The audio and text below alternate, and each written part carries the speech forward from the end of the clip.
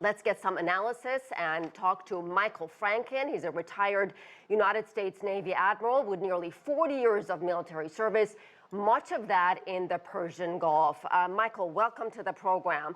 So how dangerous is this if the U.S. actually goes ahead with putting armed U.S. military personnel on commercial ships in the Persian Gulf?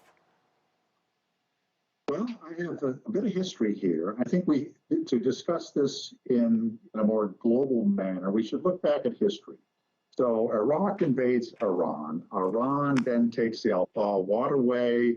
Iraq loses the ability to export their oil. They go through Kuwait, and then we have Operation Earnest Will, followed by Operation Prime Change, where the United States does exactly this, reflagged tankers that were Iraqi owned to move their oil.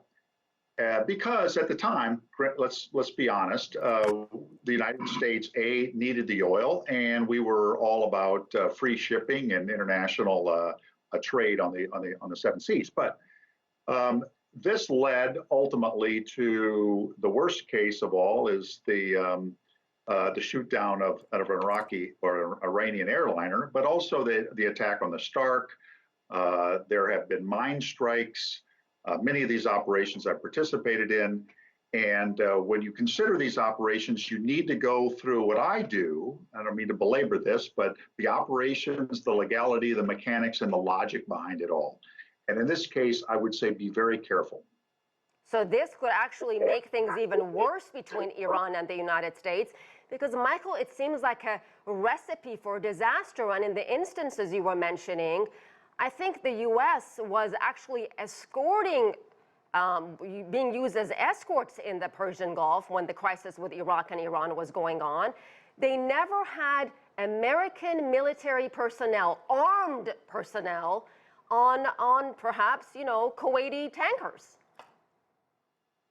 Well, we were escorting, and I remember I've got distinct memories of being very close behind a very large ship, because although we were escorting them, they were struck by a missile that we never saw come from an F-4 at the time. It didn't cause much damage and didn't kill anybody on the ship. But we were rather frightened because we did not have the means of finding those mines. Now, mining an international waterway is an act of war. It is not something that Iran was right in doing. Stretch. Well, let me ask you this. What's going to happen when one of these vessels that eventually could, again, we should emphasize the U.S. has not officially approved this plan, could get an armed military personnel from the United States on board? What happens when that vessel gets into a precarious situation at sea? Who is in charge? Who calls the shots? No pun intended. Well, you're right. So in these cases, when you're in the decision spot, you must look at the worst case and walk backwards to say, where's the logic involved in this? So as I mentioned, the operations, the rules of engagement, the communication paths, once on board the ship, who's responsible for those teams, recording of the events, and then how are these people armed? You never want to put sailors or Marines, men and women, in a situation where you're going to be significantly outgunned. There is no situation where you can possibly be armed properly to defend yourself against an armed force right across the Strait of Hormuz. So you're putting people in a difficult situation to begin with. Secondly, the legality.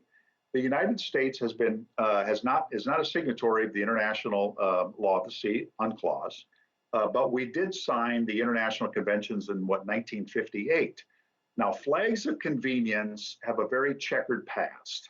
I personally am against it because of the environmental and the labor and the way shipping companies get around what I think are good standards.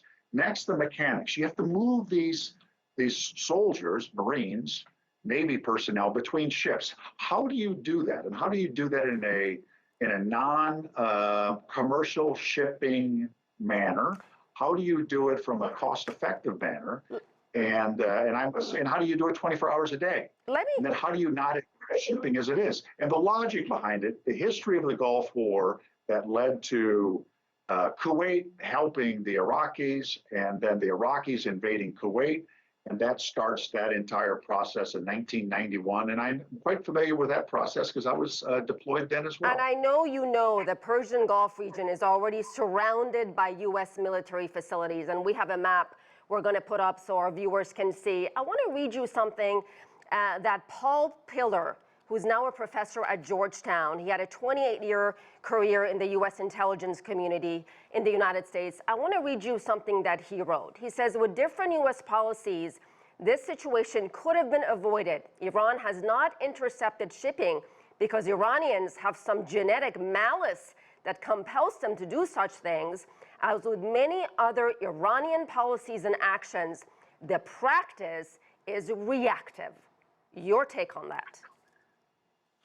Well, I don't know what the professor's reference is, but in my case, having spent a lot of time in that area of the world, I always reflect back on what got us here. And oftentimes you gotta paint that on the wall and reflect back on it and say, what is this really worth it? And in my case, I would say, don't do this. Unless you have significant reflection and you can talk through your worst case situation. And the worst case situation is A, you're outgunned, or you shoot inadvertently and someone dies. And that person is not an offending individual. And if you're an owner of a ship that's going through the Strait of Hormuz and you want to put armed guards on it, I suggest you pay to have that happen. And that's why we have contracting services, and that's why we have security services at sea. And I suggest that we go that route. Now, if the United States flag ships that have all the rationale for U.S. ownership, and that is an entirely different discussion. But there, even again, I'd be very careful what you do. Understood. Important perspective from Michael Franken. Thank you.